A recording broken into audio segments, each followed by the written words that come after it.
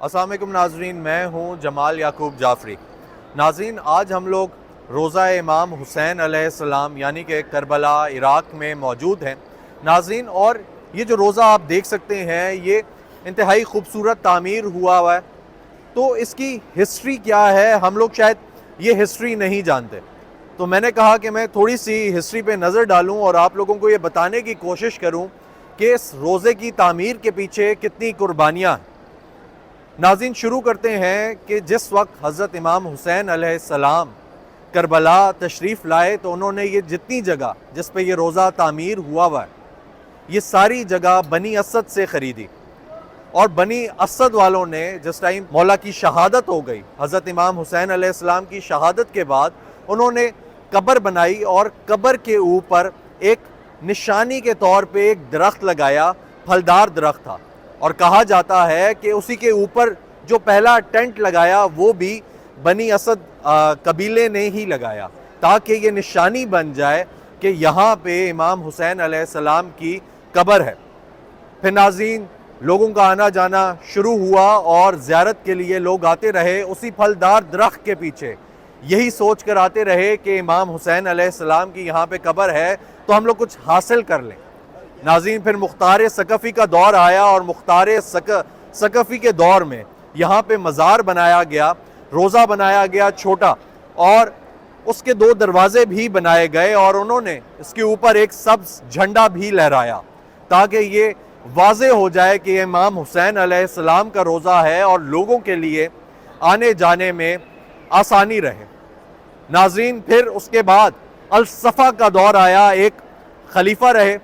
انہوں نے مزید 2 دروازے بنائے اور اس کو ذرا ایکسٹینڈ کیا، اور وہ ایک اچھا دور سمجھا جاتا ہے۔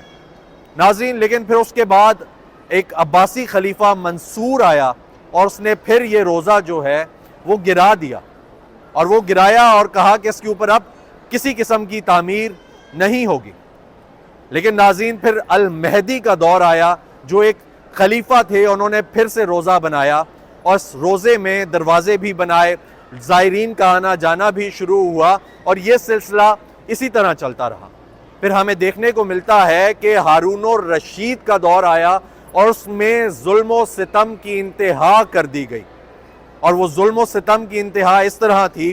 کہ روضے کو بھی گرا دیا گیا، لیکن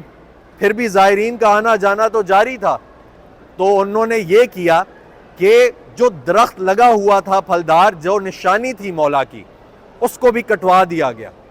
تاکہ یہ چھوٹا ہو جائے، لوگوں کو نظر نہ آئے، اور زائرین جو ہیں وہ آنا جانا بند کر دیں۔ لیکن زائرین کا آنا جانا نہ رکا، لیکن جڑ سے تو نہیں اکھاڑا تھا اس کو، اس لیے اس کا تنا ادھر موجود تھا۔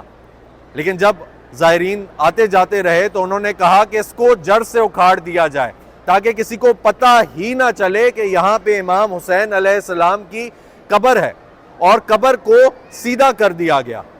تاکہ کسی کو اندازہ ہی نہ ہو، کوئی زائر آئے ہی نہ۔ ناظرین، پھر اس کے بعد مامون کا دور آیا، اور مامون کے دور میں مامون نے اپنے ذاتی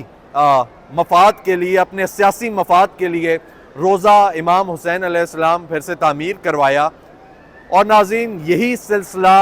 جاری و ساری رہا، اور ہم لوگوں نے یہ 8ویں صدی کے بعد 19ویں صدی پہ جم کی۔ 1994 میں ناظرین صدام حسین کا دور تھا،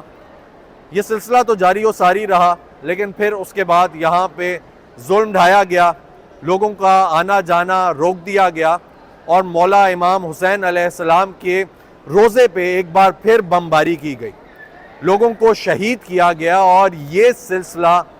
ہر سال زائرین پہ جاری رہا، ہر سال لگا رہا، ہر سال خودکش بمبار آتے رہے، اور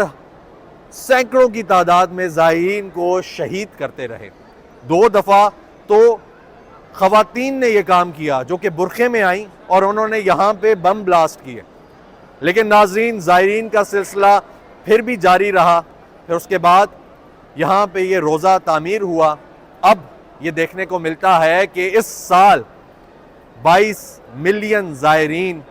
امام حسین علیہ السلام کے روضے پہ آئے، عقیدت سے آئے، دل کھول کر آئے، اور آپ لوگوں کو جیسا کہ پہلے دکھایا کہ ہر کوئی یہی چاہتا تھا کہ یہ زائرین ہمارے در پہ آئیں، ادھر بیٹھیں اور ہم لوگ خدمت کر سکیں. تو یہ سلسلہ نہ کبھی رک سکا، نہ کبھی رکے گا، نہ اس کو اللہ تعالیٰ اور نہ ہی اہل بیت رکنے دیں گے. بہت شکریہ.